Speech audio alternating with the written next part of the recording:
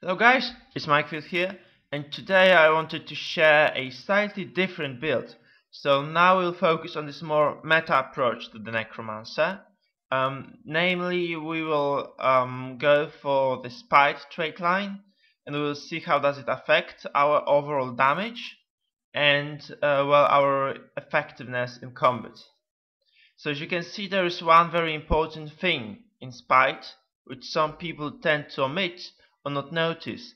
It's this one. It increases condition duration by 30%. What it means is that if your bleed naturally lasts about 10 seconds, then it's going to last 13. So this actually adds up, and it means that you can kill people even though they may potentially escape you. So this actually is a pretty solid thing. So this build doesn't have some perks my other build does, and it really requires much more accuracy and positioning and focus. So that previous build was much easier to play, while this one is a much more difficult one. Okay, so as you can see, I went for Dhuumfire. The reason is that it takes about 5 times in its duration, and so this 2 and 3, almost 3 seconds is not actually, it doesn't actually deal 1359 damage. So as you can see, it has an internal cooldown of 10 seconds. So I'm gonna use it right now. You'll see what I mean here. Okay, so watch the burning ticks. 1, 2, 3, 4, 5. Okay, so within the duration, it ticked 5 times for this 600 something damage. So this means that it's actually a pretty solid damage source.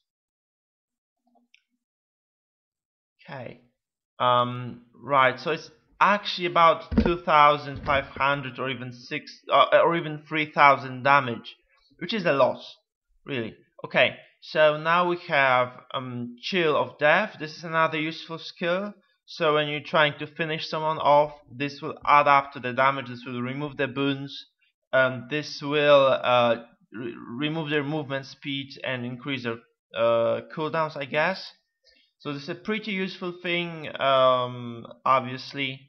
Okay, this is kind of irrelevant.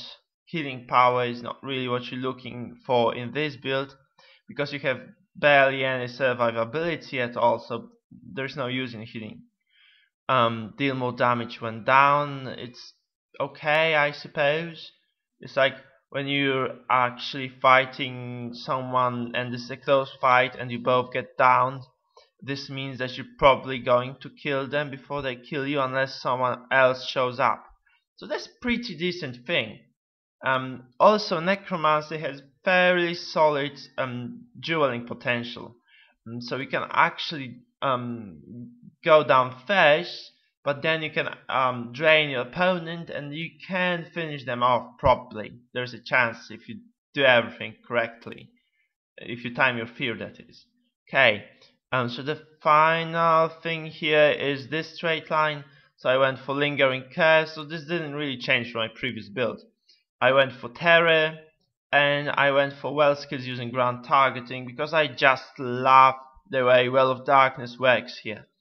So there are also a few tricks for using Well of Darkness. So if you are sure that you're going to win a duel, okay, so you are actually winning it, you think that you will need something to interrupt. I mean, you don't want to get your stomp interrupted. So the way the thieves can use their pistol's 5th skill, you can actually use the Well of Darkness in the same way. So you land the Well of Darkness, the enemy gets blinded because it pulses, so there's no way for this interrupt to go through, and you then actually just stomp them. This is not as efficient because this skill has 50-second cooldown, but it's still okay. So Well of Darkness is one of my utility skills of the choice. Another one is Plague in this case. So as I said before, Plague is not a really good choice as far as the elite skills are concerned. But in this case, you really want this extra survivability, especially that your damage is much higher here, and you do apply conditions in inside the plague. So as you can see here, I'm casting the plague, and there is Dhuumfire proc that bleeds from this one skill, and you're actually going to proc the critical bleeds as well, which you have from a passive.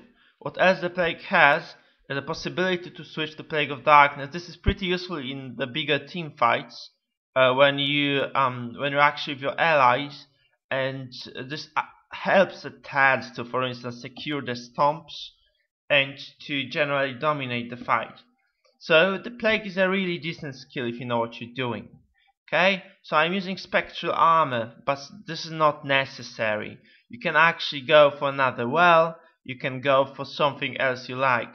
But I would suggest, well, not underestimating the power Well of Darkness has.